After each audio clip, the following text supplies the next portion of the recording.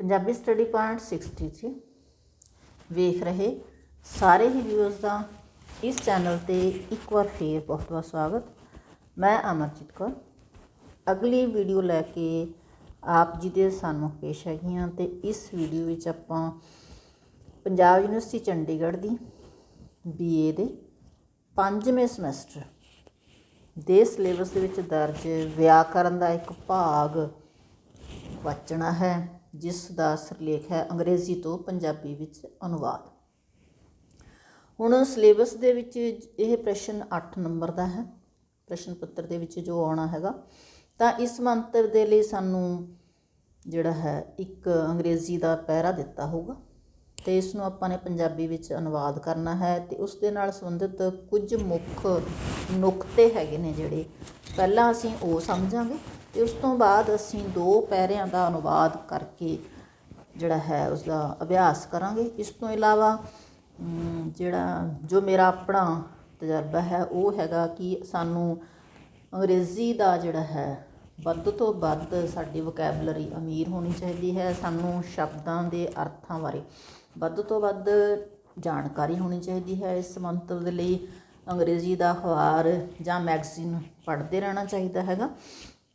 ਇਸ ਦੇ ਨਾਲ ਸਾਨੂੰ ਜਿਹੜਾ ਹੈ ਸ਼ਬਦਾਂ ਦੇ ਅਰਥਾਂ ਦਾ ਵੱਧ ਤੋਂ ਵੱਧ ਗਿਆਨ ਹੁੰਦਾ ਹੈਗਾ। ਤਾਂ ਅਸੀਂ ਗੱਲ ਕਰਦੇ ਹੈਗੇ ਹਾਂ ਵੀ ਇਸ ਪ੍ਰਸ਼ਨ ਨੂੰ ਆਪਾਂ ਨੇ ਹੱਲ ਕਿਵੇਂ ਕਰਨਾ। ਇਸ ਪ੍ਰਸ਼ਨ ਦੇ ਵਿੱਚ ਦਿੱਤੇ ਹੋਏ ਅੰਗਰੇਜ਼ੀ ਦੇ ਇੱਕ ਪੈਰੇ ਦਾ ਪੰਜਾਬੀ ਵਿੱਚ ਅਨੁਵਾਦ ਕਰਨ ਲਈ ਕਿਹਾ ਜਾਊਗਾ। ਇਸ ਕਰਕੇ ਵਿਦਿਆਰਥੀਆਂ ਨੂੰ ਪੈਰਿਆਂ ਦਾ ਅਨੁਵਾਦ ਦਾ ਅਭਿਆਸ ਕਰਦੇ ਰਹਿਣਾ ਚਾਹੀਦਾ ਹੈ। ਤਾਂ ਇਸ ਤਰ੍ਹਾਂ ਕਰਨ ਦੇ ਨਾਲ ਕੀ ਹੈ, ਅੰਗਰੇਜ਼ੀ ਤੋਂ ਪੰਜਾਬੀ ਵਿੱਚ ਅਨੁਵਾਦ ਕਰਨ ਦੇ ਨਾਲ ਵਿਅਕਤੀ ਦੀ ਇਸ ਯੋਗਤਾ ਦਾ ਪਤਾ ਲੱਗਦਾ ਹੈ ਕਿ ਉਹ ਅੰਗਰੇਜ਼ੀ ਨੂੰ ਕਿੰਨਾ ਕੁ ਠੀਕ ਸਮਝਦਾ ਹੈ। ਤਾਂ ਅਨੁਵਾਦ ਕਰਦੇ ਹੋਏ ਕੁਝ ਗੱਲਾਂ ਦਾ ਧਿਆਨ ਰੱਖਣਾ ਚਾਹੀਦਾ ਹੈ ਕਿ ਅਨੁਵਾਦ ਲਈ ਦਿੱਤੇ ਗਏ ਪੈਰੇ ਦੇ ਹਰ ਇੱਕ ਵਾਕ ਨੂੰ ਧਿਆਨ ਦੇ ਨਾਲ ਵਾਰੀ-ਵਾਰੀ ਪੜ੍ਹਨਾ ਚਾਹੀਦਾ ਹੈ ਅਤੇ ਉਸ ਵਿੱਚ ਕਹੀਆਂ ਹੋਈਆਂ ਗੱਲਾਂ ਨੂੰ ਪੰਜਾਬੀ ਵਿੱਚ ਸਮਝਣ ਦਾ ਯਤਨ ਕਰਨਾ ਹੈ, ਸਭ ਤੋਂ ਪਹਿਲੀ ਗੱਲ। ਦੂਸਰੀ ਗੱਲ, ਹਰੇਕ ਵਾਕ ਦਾ ਠੀਕ ਅਨੁਵਾਦ ਕਰਨਾ ਚਾਹੀਦਾ ਹੈ ਅਤੇ ਕਿਸੇ ਵਾਕ ਨੂੰ ਛੱਡਣਾ ਨਹੀਂ ਚਾਹੀਦਾ। ਅਨੁਵਾਦ ਦਾ ਮਤਲਬ ਇਹ ਨਹੀਂ ਕਿ ਹਰ ਸ਼ਬਦ ਦਾ ਅਰਥ ਲਿਖਿਆ ਜਾਵੇ। ਸ਼ਾਬਦਿਕ ਅਨੁਵਾਦ ਬਿਲਕੁਲ ਠੀਕ ਨਹੀਂ ਹੁੰਦਾ। ਅਨੁਵਾਦ ਸੁਤੰਤਰ ਵਿਧੀ ਨਾਲ ਕਰਨਾ ਚਾਹੀਦਾ ਹੈ। ਹਰੇਕ ਬੋਲੀ ਦੇ ਆਪਣੇ ਵਿਸ਼ੇਸ਼ ਸ਼ਬਦ, ਮੁਹਾਵਰੇ, ਵਾਕਾਂਸ਼ ਅਤੇ ਅਖਾਣ ਹੁੰਦੀਆਂ ਨੇ ਅਤੇ ਵਾਕ ਬਣਤਰ ਦੇ ਤਰੀਕੇ ਵੀ ਵੱਖਰੇ ਹੁੰਦੇ ਨੇ। ਇਸ ਕਰਕੇ ਸਾਨੂੰ ਵਾਕ ਦੇ ਭਾਵ ਨੂੰ ਪ੍ਰਗਟ ਕਰਨਾ ਚਾਹੀਦਾ ਹੈ ਅਤੇ ਪੰਜਾਬੀ ਦੇ ਵਾਕਾਂ ਨੂੰ ਅੰਗਰੇਜ਼ੀ ਵਾਕ ਰਚਨਾ ਅਨੁਸਾਰ ਢਾਲਣਾ ਜਿਹੜਾ ਹੈ ਇਹ ਵੀ ਠੀਕ ਨਹੀਂ ਹੁੰਦਾ। ਇਸ ਦੇ ਨਾਲ ਹੀ ਅਸੀਂ ਛੋਟੇ ਵਾਕਾਂ ਨੂੰ ਜੋੜ ਕੇ ਇੱਕ ਵੱਡਾ ਵਾਕ ਵੀ ਬਣਾ ਸਕਦੇ ਹੈਗੇ ਹਾਂ। ਅਤੇ ਇਸ ਤਰ੍ਹਾਂ ਜਿਹੜੀ ਹੈਗੀ ਆ ਸਾਡਾ ਜਿਹੜਾ ਅਨੁਵਾਦ ਹੈ ਉਹ ਇੱਕ ਸੁਤੰਤਰ ਰਚਨਾ ਹੋਣੀ ਚਾਹੀਦੀ ਹੈਗੀ ਆ ਅਤੇ ਇਹ ਸਾਡੀ ਬੋਲੀ ਦੇ ਮੁਹਾਂਦਰੇ ਦੇ ਅਨੁਸਾਰ ਹੋਣਾ ਚਾਹੀਦਾ। ਕਹਿਣ ਦਾ ਭਾਵ ਕੀ ਹੈ, ਸਭ ਤੋਂ ਪਹਿਲਾਂ ਆਪਾਂ ਪੈਰੇ ਦੀਆਂ ਜਿਹੜੇ ਹੈਗੇ ਨੇ ਵਾਕ ਚੰਗੀ ਤਰ੍ਹਾਂ ਪੜ੍ਹਨੇ ਨੇ, ਉਹਨਾਂ ਨੂੰ ਪੰਜਾਬੀ 'ਚ ਸਮਝਣਾ। ਉਸ ਤੋਂ ਬਾਅਦ ਫਿਰ ਆਪਣੇ ਸ਼ਬਦਾਂ ਵਿੱਚ ਵੀ ਅਸੀਂ ਉਸਨੂੰ ਲਿਖ ਸਕਦੇ ਹੈਗੇ ਹਾਂ। ਤਾਂ ਆਪਾਂ ਹੁਣ ਇਸ ਦਾ 1-2 ਪੈਰਿਆਂ ਦਾ ਅਭਿਆਸ ਕਰਦੇ ਹੈਗੇ ਹਾਂ। One day, while going to the office, I saw the PM accompanied by his wife and followed by a peon carrying their umbrellas and raincoats on the mall. ਤਾਂ ਬੋਲਣ ਵਾਲਾ ਦੱਸ ਰਿਹਾ ਹੈਗਾ ਕਿ ਇੱਕ ਦਿਨ ਜਦੋਂ ਮੈਂ ਦਫ਼ਤਰ ਜਾ ਰਿਹਾ ਸੀ ਤਾਂ ਮੈਂ ਪ੍ਰਧਾਨ ਮੰਤਰੀ ਨੂੰ ਵੇਖਿਆ ਅਤੇ ਉਸ ਦੇ ਨਾਲ ਕੌਣ ਸੀ, ਉਸਦੀ ਪਤਨੀ ਸੀ। ਕੰਪੇਨਾਈਡ ਹੁੰਦਾ ਉਸਦੇ ਨਾਲ ਸੀ। ਫੋਲੋਡ ਬਾਈ ਏ ਪਿਨ ਮਤਲਬ ਉਸਦੇ ਪਿੱਛੇ ਉਹਨਾਂ ਦਾ ਚਪੜਾਸੀ ਆ ਰਿਹਾ ਸੀ। ਕੈਰਿੰਗ ਦੇਅਰ ਅੰਬਰੈਲਾਸ ਅਤੇ ਉਸਨੇ ਉਹਨਾਂ ਦੀਆਂ ਛਤਰੀਆਂ ਅਤੇ ਰੇਨਕੋਟ ਵੈਸੇ ਰੇਨਕੋਟ ਵੀ ਅਸੀਂ ਕਹਿ ਦਿੰਦੇ ਅੱਜ ਕੱਲ੍ਹ, ਤਾਂ ਅਸੀਂ ਇਸ ਨੂੰ ਪੰਜਾਬੀ ਦੇ ਵਿੱਚ ਬਰਸਾਤੀਆਂ ਕਹਿੰਦੇ ਨੇ। ਤਾਂ ਉਸ ਜਿਹੜਾ ਚਪੜਾਸੀ ਸੀ ਜਿਹੜਾ ਪਿੱਛੇ ਆ ਰਿਹਾ ਸੀ ਉਸਨੇ ਉਹਨਾਂ ਦੀਆਂ ਛਤਰੀਆਂ ਅਤੇ ਬਰਸਾਤੀਆਂ ਚੁੱਕੀਆਂ ਹੋਈਆਂ ਸੀਗੀਆਂ ਅਤੇ ਉਹ ਮਾਲ ਰੋਡ 'ਤੇ ਜਾ ਰਹੇ ਸੀਗੇ। When he spotted me, he glanced at his wristwatch. wristwatch ਕੀ ਹੁੰਦੀ ਹੈ, ਗੁੱਟ ਘੜੀ। glanced ਦੇਖਿਆ, spotted me, spot ਦਾ ਅਰਥ ਵੈਸੇ ਹੁੰਦਾ ਨਿਸ਼ਾਨ, ਪਰ ਇੱਥੇ ਕੀ ਹੈ spotted me ਜਦੋਂ ਉਸਨੇ ਮੈਨੂੰ ਦੇਖਿਆ। ਤਾਂ ਫਿਰ ਦੱਸਦਾ ਹੈਗਾ ਉਹ ਕਿ ਜਦੋਂ ਉਸਨੇ ਮੈਨੂੰ ਦੇਖਿਆ, ਪ੍ਰਧਾਨ ਮੰਤਰੀ ਨੇ ਉਸਨੂੰ ਵੇਖਿਆ ਤਾਂ ਉਸਨੇ ਉਸੇ ਸਮੇਂ ਆਪਣੀ ਗੁੱਟ ਘੜੀ ਨੂੰ ਵੇਖਿਆ। I could judge that he was calculating in his mind if I would reach office in time. ਤਾਂ ਹੁਣ ਉਹ ਕਹਿੰਦਾ ਹੈਗਾ ਕਿ ਮੈਂ ਇਸ ਗੱਲ ਦਾ ਅਨੁਮਾਨ ਲਗਾ ਸਕਦਾ ਸੀ, ਜੱਜ ਕਰਨਾ ਹੁੰਦਾ ਅਨੁਮਾਨ ਲਗਾਉਣਾ, ਕਿ ਉਹ ਇਸ ਗੱਲ ਦਾ ਅਨੁਮਾਨ ਲਾ ਲਿਆ ਹੈ। ਕੈਲਕੂਲੇਟ ਵੈਸਾ ਹੁੰਦਾ ਵੀ ਜਮਾ ਘਟਾਓ ਨਾ ਕਰਨਾ, ਪਰ ਇੱਥੇ ਕੀ ਹੋਇਆ, ਕੈਲਕੂਲੇਸ਼ਨ ਮਤਲਬ ਇਸ ਚੀਜ਼ ਦੇ ਬਾਰੇ ਸੋਚ ਰਿਹਾ ਹੈਗਾ ਆਪਣੇ ਦਿਮਾਗ ਦੇ ਵਿੱਚ ਕਿ ਕੀ ਮੈਂ ਸਮੇਂ ਸਿਰ ਦਫ਼ਤਰ ਪਹੁੰਚ ਜਾਵਾਂਗਾ। ਆਈ ਸਾਹ ਹਿਮ from my desk in the office which was situated just ਅਬਾਵ the road. ਹੁਣ ਕਹਿੰਦਾ ਵੀ ਮੈਂ ਫਿਰ ਉਸ ਤੋਂ ਬਾਅਦ ਕੀ ਹੋਇਆ, ਕਹਿੰਦਾ ਮੈਂ ਉਸ ਨੂੰ ਆਪਣੇ ਦਫ਼ਤਰ ਦੇ ਡੈਸਕ ਤੋਂ ਵੇਖਿਆ, ਜਿਹੜਾ ਕਿ ਸੜਕ ਦੇ ਬਿਲਕੁਲ ਉੱਪਰ ਸਥਿਤ ਸੀਗਾ। ਰਿਟਰਨਿੰਗ ਫਰੋਮ ਦੀ ਬਾਜ਼ਾਰ after A couple of hours. ਤਾਂ ਉਸਨੇ ਕਦੋਂ ਦੇਖਿਆ, ਉਸਨੂੰ 2 ਘੰਟਿਆਂ ਬਾਅਦ ਦੇਖਿਆ। ਕਪਲ ਹੁੰਦਾ ਵੈਸੇ ਜੋੜਾ, ਇੱਥੇ ਕੀ ਹੈ 2 ਘੰਟਿਆਂ ਬਾਅਦ ਉਸ ਨੂੰ ਵਾਪਸ ਪਰਤਦੇ ਹੋਏ ਦੇਖਿਆ ਬਾਜ਼ਾਰ ਤੋਂ। ਠੀਕ ਹੈ। ਦੀ peon who had accompanied them with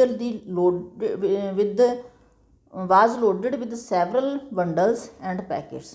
ਅਤੇ ਉਹਦੇ ਨਾਲ ਕਿਹੜਾ ਹੈ ਉਹਦਾ ਸਾਥ ਕੌਣ ਦੇ ਰਿਹਾ ਸੀ, ਪੀਅਨ ਦੇ ਕੋਲ ਕੀ ਸੀਗਾ, ਬਹੁਤ ਸਾਰੇ ਬੰਡਲ ਸੀਗੇ, ਬਹੁਤ ਸਾਰੇ ਪੈਕਟ ਸੀਗੇ, ਅਤੇ ਉਹ ਉਹਦੇ ਨਾਲ ਸੀਗਾ।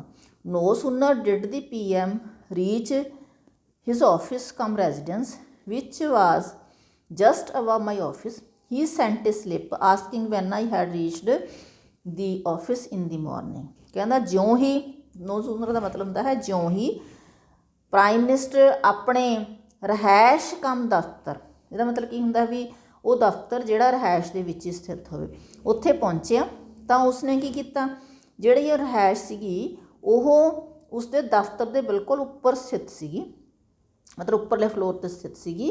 ਅਤੇ ਉਸਨੇ ਇੱਕ ਸਲਿੱਪ ਭੇਜੀ ਮੈਨੂੰ ਅਤੇ ਇਹ ਪੁੱਛਿਆ ਕਿ ਕੀ ਮੈਂ ਅੱਜ ਸਮੇਂ ਸਿਰ ਦਫ਼ਤਰ ਪਹੁੰਚਿਆ ਸੀ।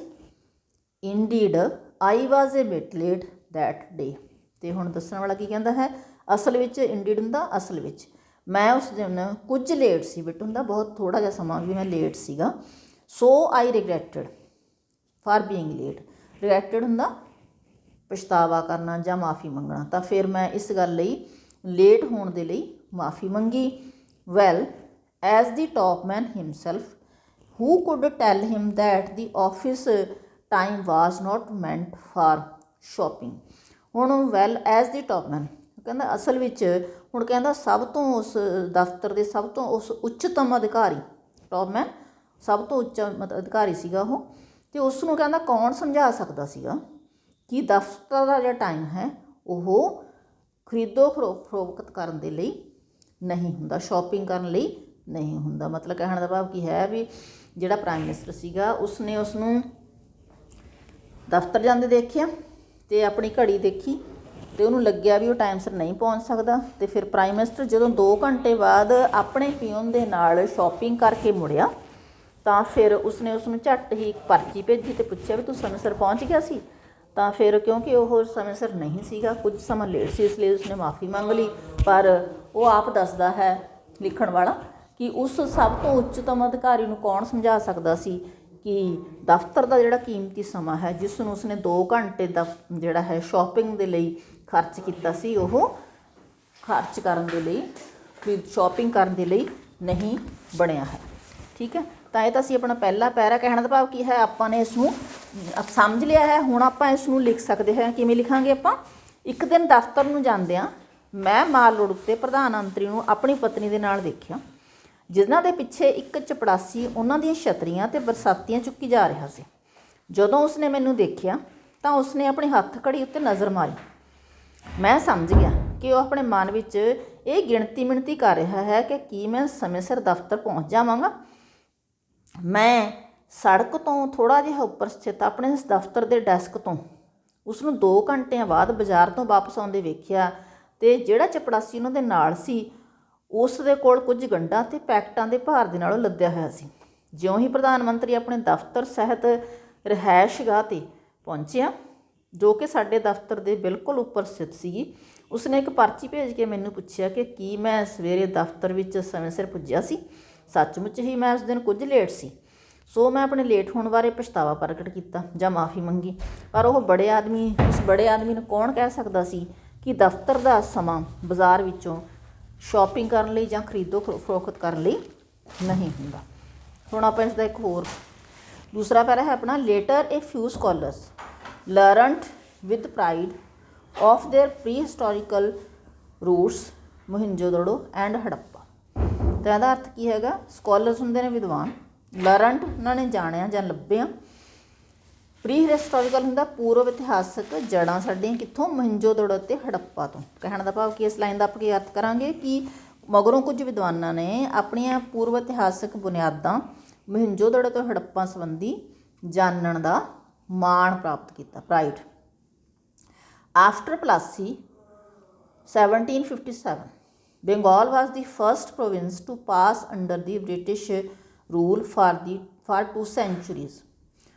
ਆਫਟਰ ਪਲਾਸੀ ਦਾ ਮਤਲਬ ਕੀ ਹੈ, ਪਲਾਸੀ ਦੇ ਯੁੱਧ ਤੋਂ ਬਾਅਦ ਜਿਹੜਾ ਕਿ 1757 'ਚ ਹੋਇਆ ਸੀ।